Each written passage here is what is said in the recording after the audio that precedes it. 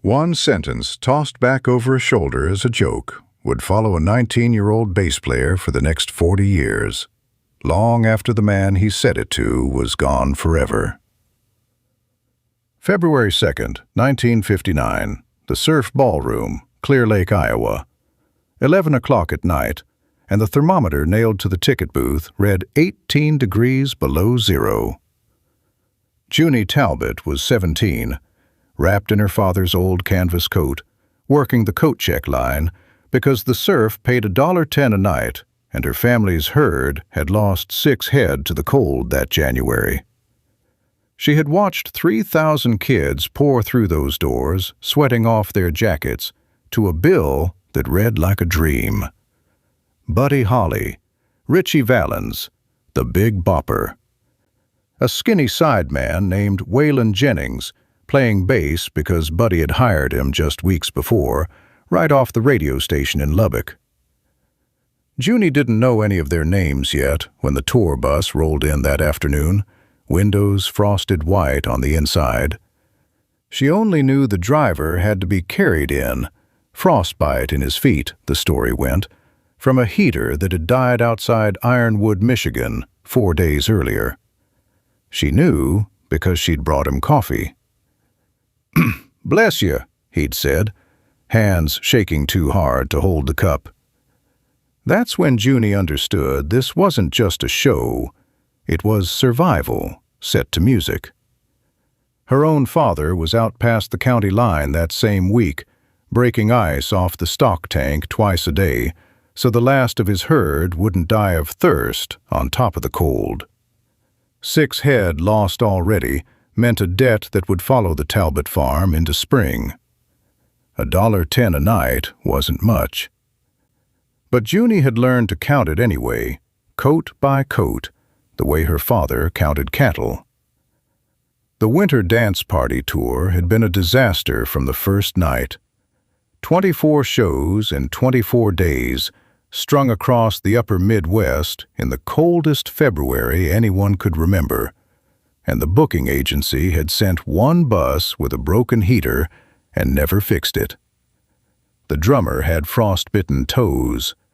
The Big Bopper, J.P. Richardson, a giant of a man with a laugh that filled a room, had the flu bad enough that he could barely stand through his own set that night. Buddy Holly, 22 years old and already tired of losing his voice to bus exhaust and prairie wind, had made a decision before the show even started. He was chartering a plane. 3 seats, a 4-seat Beechcraft Bonanza, really, with the pilot making 4, just enough to skip the next overnight bus ride to Moorhead, Minnesota, get some sleep in a real bed, do his laundry before the next show. Buddy told his band the news backstage, grinning like a man who'd found a shortcut through hell. "I'm flying," he said. "Rest of you can freeze if you want to." Junie was refilling the coat check ticket stubs near the backstage curtain when she first saw Waylon Jennings up close. Lanky, quiet around strangers, 20 years old and still getting used to being on a stage with his hero. He didn't look like a man about to make the decision of his life. He looked like a kid trying to fold a road map the wrong way. The plane only had room for 3 passengers, Buddy Holly and 2 more. J.P. Richardson found Waylon near the equipment cases, wheezing, wrapped in a blanket someone had scrounged from the bus. "Waylon," he said, "I got the flu bad. That bus is a deep freeze. Any chance you'd let me take your seat?" Waylon didn't think twice. "Take it," he said. "I'll ride the bus." 20 feet away, Ritchie Valens, 17 years old, the youngest man on the tour, a kid from Pacoima who'd never flown in a small plane before, was needling guitarist Tommy Alsop about the last remaining seat. "I've never been in a plane that little," Ritchie said. "Flip you for it." Alsop laughed and pulled a $50 from his pocket. Junie watched from 6 feet away, arms full of wool coats, as the coin spun up under the bare backstage bulb and came down in Alsop's palm. Heads. Richie had called tails. Richie Valens had just won a seat on the plane. That's when it happened. The joke nobody in that hallway thought twice about. Buddy Holly, already pulling on his coat, turned back to razz the young bass player one more time. "I hope your old bus freezes up again," he said, grinning. Waylon grinned right back, quick as breath, the kind of thing you say to a friend without weighing a single word of it. "Well," he said, "I hope your old plane crashes." Nobody laughed harder than the two of them. Junie, folding coats 10 feet away, laughed too, because it was funny, the way tired men make jokes about the thing they're most afraid of. Buddy clapped Waylon on the shoulder. Then he was gone, out the side door, into a night so cold the door hinges cracked like rifle shots. Outside, the snow had started again. Thin at first, then steady. Then, by the time the 4 men reached the little Mason City airport 20 minutes later, coming down in a hard, blowing curtain that the airport radio operator would later describe as deteriorating rapidly. 21-year-old pilot Roger Peterson was not certified to fly by instruments alone. He filed the flight plan anyway. One delay, then another. Then, a few minutes after 1 in the morning, clearance to go. Junie was still at the coat check when Carol Anderson came back inside, stamping snow off his boots, having driven the 4 men out to the airstrip himself. "Wind's picking up something fierce," he told her, more to himself than to her, pulling his gloves back on to help close up the hall. He didn't sound worried. Nobody did. It was February in Iowa. The wind always picked up. The Beechcraft Bonanza lifted off the runway at 12:55 a.m. and was gone from radar within minutes. It came down in a cornfield 5 miles northwest of the airport, stubble frozen solid under 8 inches of snow, at just under speed, banked hard to the right. All 4 men aboard, Buddy Holly, 22, Richie Valens, 17, J.P. Richardson, 28, Roger Peterson, 21, were killed instantly. It would be hours before anyone in Clear Lake knew. Junie Talbot heard it first from Carol Anderson, the Surf Ballroom's manager, the same man who had driven the 4 of them to the airport himself. He came through the front doors at 7 that morning, gray-faced, still in yesterday's coat, and said only, "The plane didn't make it." He sat down hard on the ticket booth stool, the one Junie had been sitting on 8 hours earlier when she watched the coin land heads up in Tommy Alsop's palm. The rest of the band found out on the bus, somewhere on Highway 18, when the radio announcer's voice cracked reading the names. Waylon Jennings was still wearing the same coat he'd worn backstage the night before. Someone would ask him, years later, in a quiet studio, whether he remembered what he'd said to Buddy at that door. He remembered every word of it. He would remember it for the rest of his life.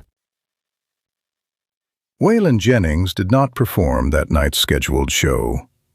He rode the rest of that frozen tour on a replacement bus with a new lineup and a silence in the back seat nobody dared break.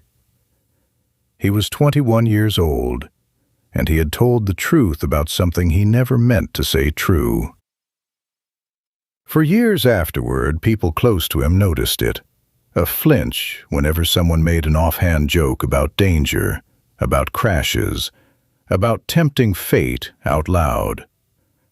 Bandmates learned, without ever being told outright, to leave that particular kind of humor alone around him.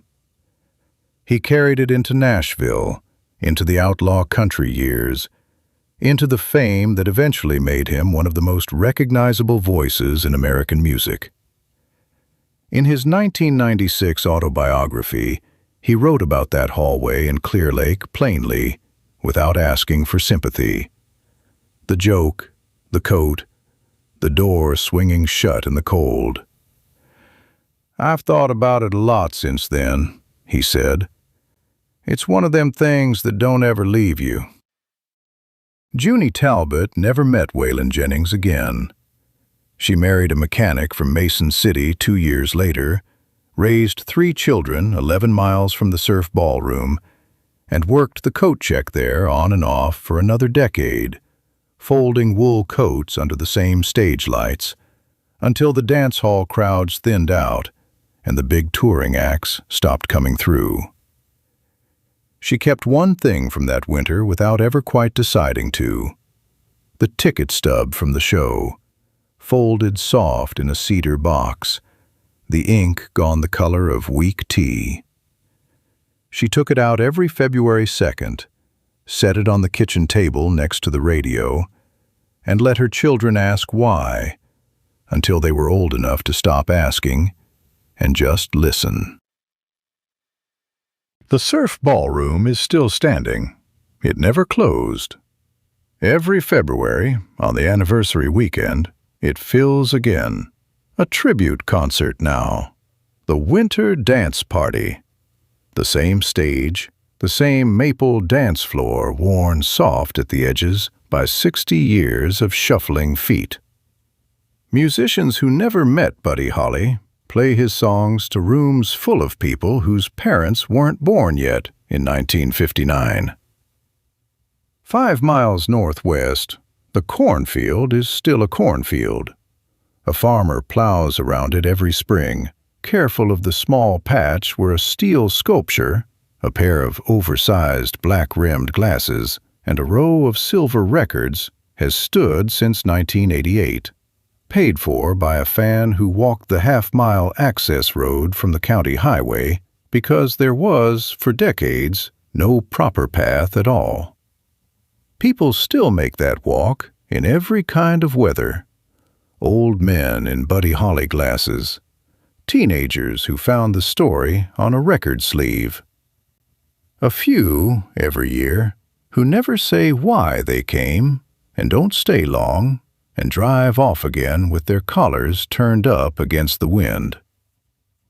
Waylon Jennings returned to Clear Lake only once, decades later, for an anniversary tribute, and stood for a long moment at the edge of that same ballroom stage before he sang a note. Someone in the front rows, an old woman now, in a good wool coat, there because her daughter had bought the tickets, recognized him from a night 60 years gone and did not say a word. Some things, Junie Talbot had learned, were not hers to bring up. She only mouthed the same phrase she remembered from that hallway all those winters ago and let it go. There is a marker at that crash site today, small and easy to miss if you don't know to look for it.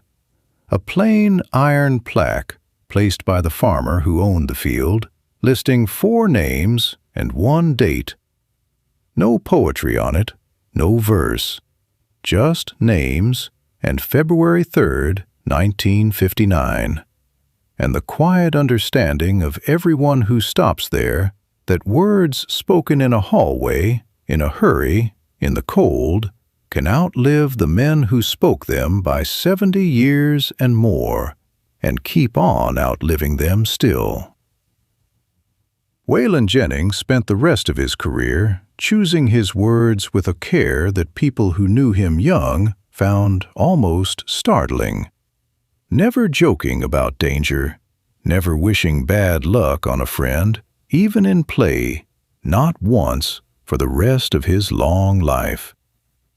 He became one of the founders of what the world would come to call outlaw country, unhurried, plain-spoken, allergic to anything that sounded like a performance of feeling rather than the real thing. Those who worked with him said it traced straight back to a beechcraft bonanza and a joke he never got to take back. And in Clear Lake, Iowa, every February, when the Surf Ballroom fills up and the snow comes down sideways off Clear Lake itself, just like it did that night, somebody always tells the story the way Junie Talbot used to tell it to her grandchildren. Not about the crash, not really, but about a coat check girl folding wool coats 10 feet from a doorway, watching two young men laugh at each other one last time, neither one of them knowing that the joke was the last thing one of them would ever say to the other. She would pause there every time and add the same 6 words. That's the part people forget. Then she'd let the silence sit exactly as long as it needed to. If this story stayed with you, take a moment to subscribe and leave a like. It helps us keep these forgotten moments alive. And tell us in the comments, has a joke you made in passing ever turned out to be the last thing you said to someone?